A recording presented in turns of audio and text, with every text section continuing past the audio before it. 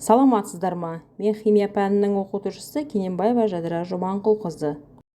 Бүгінгі сабағымыздың тақырыбы азотты тыңайтқыштардың өнеркәсіптің алынуы. Азоттық тыңайтқыштар азотты қамтитын органикалық және органикалық заттар мен кірістілікті жақсарту үшін топыраққа қолданады.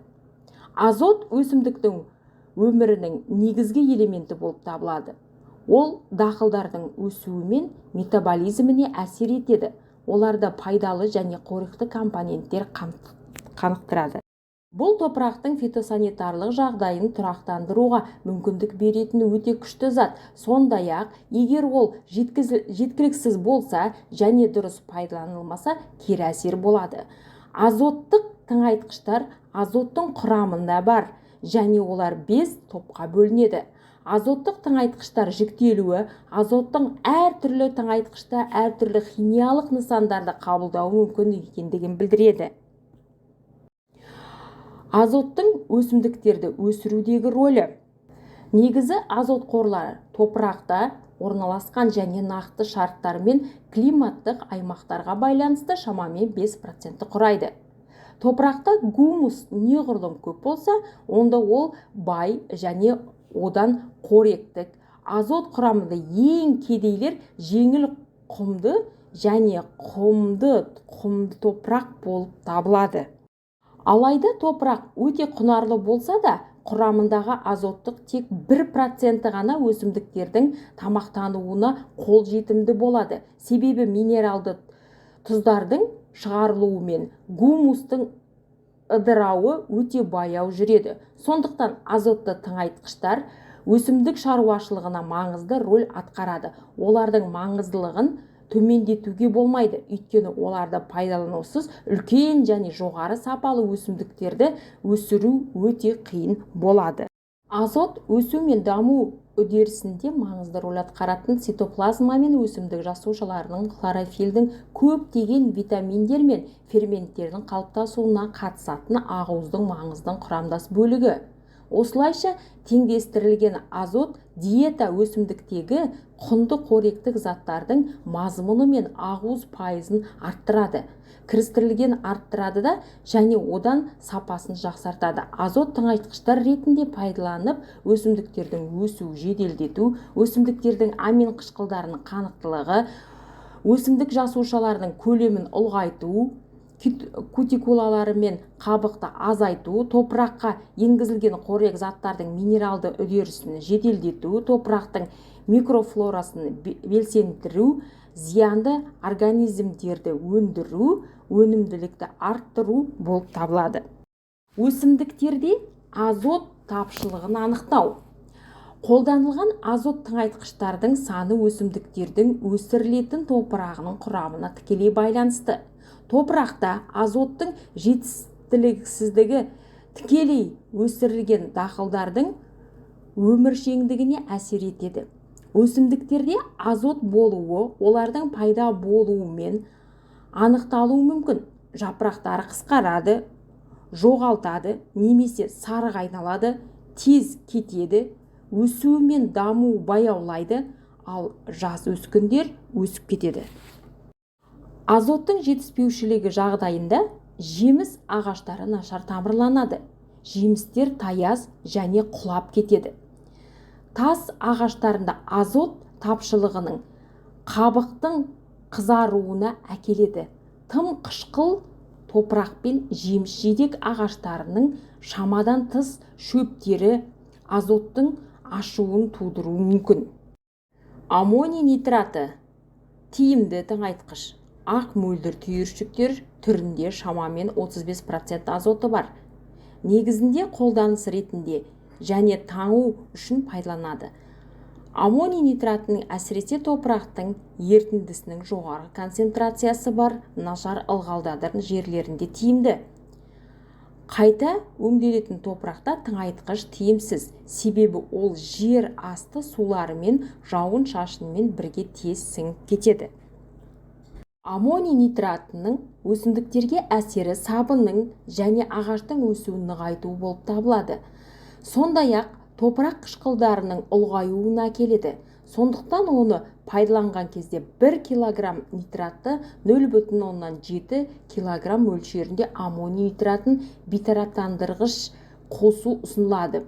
Бүгінгі күні жаппай сатылатын аммоний нитраты таза емес және дайын қоспалар сатылады. Жақсы опция аммоний нитраты 60% және бейтараптандырғыш заттардың 40%-ның қоспасы болып алынады. Бұл шамамен 20%-дық азот береді. Аммоний нитраты көгалдандыру дайындық кезінде, бағаны қазу кезінде қолданылады. Ол сондай-ақ көшет отырғызу кезінде жем ретінде пайдалану мүмкін. Аммоний сульфаты 20,5% азотқа дейін өседі. Ол өсімдіктерде жақсы жетеді және топырақта катиондық азот мазмұнына байланысты бекітіледі. Бұл жер асты суларына шаймалау суларының минерал заттарының елеулі жоғалуы қауіпсіздігі күзде тыңайтқыш пайдалану мүмкіндік береді. Аммоний сульфаты тыңайтқыш үшін негізінде бағдарлама ретінде де жарамды. Топырақта қышқылдандыру әсері бар, сондықтан нитрат болған жағдайда 1 килограмм аммоний сульфатына 1,15 килограмм бейтараптайтын зат қосу керек. Зерттеу нәтижесіне сәйкес тыңайтқыш картоптың азықтандыру үшін оны пайдалану кезінде өте жақсы нәтиже береді. Аммоний сульфаты сақтау жағдайында талап етпейді, себебі ол аммоний нитраты кезінде ылғалдандырмайды. Аммоний сульфатын сілтілік тыңайтқыштармен араластырмау керек. Күл, томашлак, қышқыл әк бұл азоттың шығындарына әкеледі. Калий нитраты ақ ұнтақ немесе кристалдар түрінде минералды тыңайтқыштар болып табылады. Ол хлорға жол бермейтін өсімдіктер үшін қосымша тамақ ретінде қолданылады. Құрамында 2 негізгі компоненттен тұрады. Калий 44%-тік және азот 13%-тік. Бұл қатынас калийдің таралуымен бірге гүлденуден және аналық бездердің пайда болуынан кейін де қолданыла алады. Бұл композиция өте жақсы жұмыс істейді. Азот арқасында өсімдіктердің өсуі жеделдейді, ал калий тамырдың біріктіретін арттырады. Сондықтан топырақтың қоректік заттарды белсенді түрде тартып алады. Калий нитраты катализатор ретінде әрекет ететін биохимиялық реакциялардың арқасында өсімдік жасушалардың тыныс алуын жақсартады. Бұл көптеген аурулардың қаупін төмендетіп, өсімдіктердің иммунитетін жүйесін белсендіреді. Ауыл шаруашылығында калий нитраты көбінесе таңқурай, көкжиек, құлпынай, қызылша, сәбіз, қызанақ, темекі және жүзіммен беріледі. Бірақ картоп мысалы фосфорды жақсы көреді, сондықтан ол тыңайтқыш үшін оған тиімсіз болады. Калий нитратының және жасыл қырыққабатпен шалғамның астында тыңайтқыштың мұндай пайдаланылмауы ақылға қонбайтын болғандықтан ешқандай мәні жоқ. Кальций нитраты түйіршіктер немесе кристалдық тұз тәріздес тыңайтқыш, суда өте жақсы ериді. Нитраттық тыңайтқыш болып табылатындығына қарамастан, ол дозаларымен қолдануға арналған ұсыныстарға бақылайтын болса, ауыл шаруашылығына және бау-бақша дақылдарында үлкен пайда әкеледі. Адам денсаулығына зиян келтірмейді. Құрамында 19% кальций және 13% азот. Кальций нитраты жақсы, себебі олар азотты бар тыңайтқыштардың көптеген түрлерден басқа жердің қышқылдығын арттырады. Бұл функция кальций нитратын топырақтың әртүрлі түрлеріне қолдану мүмкін береді. Әсіресе тиімді тыңайтқыштар сат подзольниктік топырақта жұмыс істейді. Азоттың толық сіңіруіне ықпал ететін кальций өсімдіктердің жақсы өсуіне және дамуын қамтамасыз етеді. Кальций жетіспеушілігі мен тамақтанудың жоқтығынан өсімдіктер тамыр жүйесі бірінші кезеңде зардап шегеді. Тамыры ылғал мен шірік болуын тоқтатады.